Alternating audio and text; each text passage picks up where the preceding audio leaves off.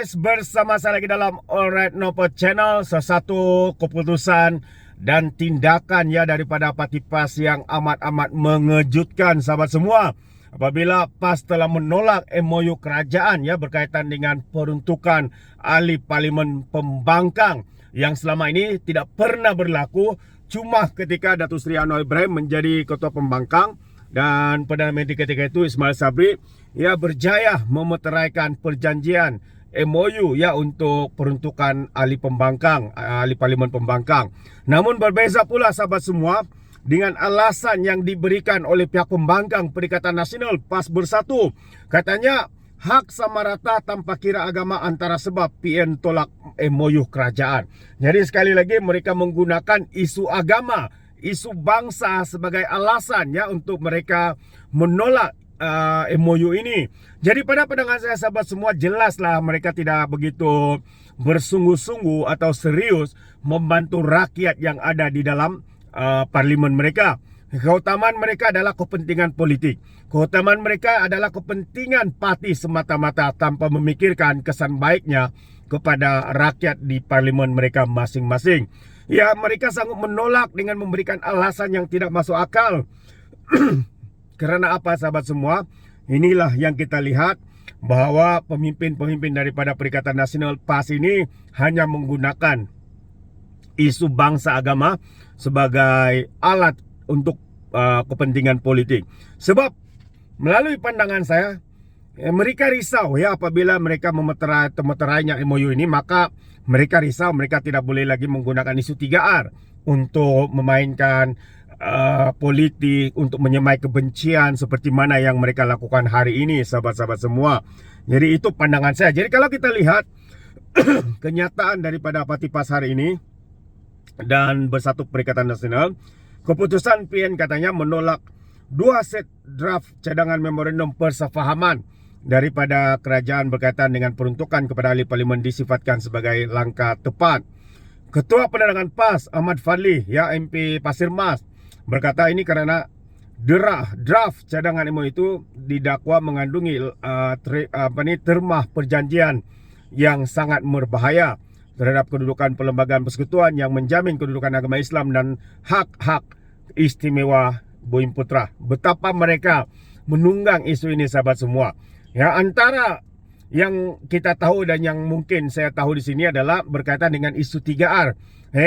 Mereka pembangkang tidak dibenarkan memainkan isu bangsa agama, apatah lagi menyentuh, mengheret institusi raja ini dalam kancah politik sempit seperti mana yang dimainkan oleh Presiden Bersatu, Pengurusi Perikatan Nasional, Menteri Besar Kedah dan sebagainya. Tapi mereka menjadikan alasan ini kononnya ya perkara ini berbahaya kepada hak-hak Bumi Putra dan juga perlembagaan. Jadi jelas mereka sebenarnya cuba untuk bermain politik. Katanya lagi dalam memorandum tersebut dinyatakan dengan jelas bahwa ahli-ahli parlimen PN hendaklah memperakui bahwa hak-hak sama rata semua rakyat tanpa menghina agama dan bangsa. Ya, ini ya memang bagi saya sudah termaktub dalam perlembagaan itu hormat menghormati. Ya, dan kita tahu agama Islam adalah agama rasmi negara, itu tidak boleh dipertikaikan. Jadi sejak bila pula hak-hak keistimewaan dalam negara kita seperti agama Islam, agama rasmi ini akan terganggu ya seperti mana yang dinyatakan oleh pimpinan PAS ini, itu hanyalah permainan politik mereka. Katanya tiada sebarang jaminan dinyatakan terhadap kedudukan agama Islam dan hak Bumi Putra di dalam memorandum tersebut, menjadikannya perkara yang berada dalam kedudukan yang samar dan boleh ditafsirkan dengan pemahaman yang salah.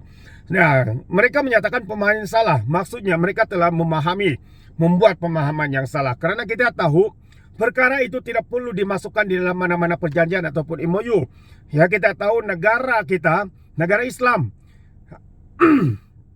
dan juga agama Islam itu adalah agama rasmi dalam negara kita. Jadi kenapa harus dipersoalkan walaupun tidak dinyatakan? Kita tahu perkara itu di dalam perlembagaan sudah dinyatakan, sudah dimaktubkan, tidak ada pertikaiannya berkaitan dengan isu itu. Jadi apa yang saya lihat di sini, mereka coba memainkan isu agama dan bangsa ini demi untuk menolak MOU ini sebenarnya, itu pandangan saya. Jadi katanya, bukankah perlembagaan meletakkan Islam sebagai agama persekutuan mengatasi agama-agama yang lain? Bukankah perlembagaan yang sama juga menjamin hak bumi putra? Maka apakah maksud dari terma perjanjian yang memaksa Perkataan Nasional memperakui hak-hak sama rata tanpa mengira agama dan bangsa soalnya dalam satu kenyataan hari ini? Jadi bagi saya, kenyataan ini adalah satu kenyataan yang memanipulasi, memutarkan balik kebenaran. Tidak perlu dipersoalkan lagi dan tidak perlu dinyatakan, sebab kita tahu agama resmi dalam negara kita adalah Islam dan ia adalah termaktub dalam perlembagaan. Tidak ada perubahan, ia tetap dilaksanakan. Jadi mengulas lanjut, Ahmad Fadi yang juga ahli Parlimen Pasir Mat turut mendakwa wakil rakyat pembangkang dikehendaki untuk tidak membuat bangkangan yang sia-sia di Parlimen. Benar. Berkaitan dengan isu kenaikan gaji kerajaan penjawat awam, kenapa perlu dibangkang? Ya, kenapa mereka perlu politikan isu itu? Ya, mungkin itu antara perkara-perkara yang coba diketengahkan. Ya, antaranya berkaitan dengan nilai ringgit disering dimainkan. Ya, antaranya ekonomi yang sedang membangun, ya sedang meningkat, tapi mereka mainkan isu ini di Parlimen, mengatakan kononnya ekonomi gagal, ya rakyat susah dan sebagainya. Sedangkan apa yang mereka itu adalah di sebalik perkara itu tidaklah seperti yang mereka nyatakan, sahabat-sahabat semua. Ini adalah satu penipuan, ini adalah hasutan yang tidak masuk akal ya daripada pimpinan PAS sekaligus. Dan terdahulu PN hari ini sebulan suara menolak 2 set draft cadangan MOU daripada kerajaan berkaitan dengan peruntukan kepada ahli parlimennya. MOU itu adalah antara kerajaan dan parti PN serta di antara kerajaan dengan semua ahli parlimen PN. Jadi menurut Ketua Pembangkang Hamzah Zainuddin, keputusan 11 suara itu menolak MOU dibuat atas sebab 4 sebab ya fundamental, yang antaranya didakwa pembentangan dengan bertentangan dengan perlembagaan persekutuan. Sebelum itu Hamzah berkata draft berkenaan turut mengandungi perkara yang dilihat mengangkang kebebasan bersuara ahli parlimen. Kebebasan bersuara ini bagi saya tidak pernah ya dikongkong. Ya, mereka bebas. Hari ini mereka bebas bersuara. Ketika berkempen mereka bebas bersuara. Namun dalam kebebasan itu, ya kebebasan untuk kita bersuara itu ada hadnya. Jangan sampai menfitnah seperti mana yang dilakukan oleh pimpinan-pimpinan PAS, menyebarkan berita palsu seperti mana ahli parlimen, saya lupa dari mana, Mastura ya, mengatakan Lim Guang Eng, Lim Kit Siang ada kaitan dengan parti komunis, adik-beradik, keluarga.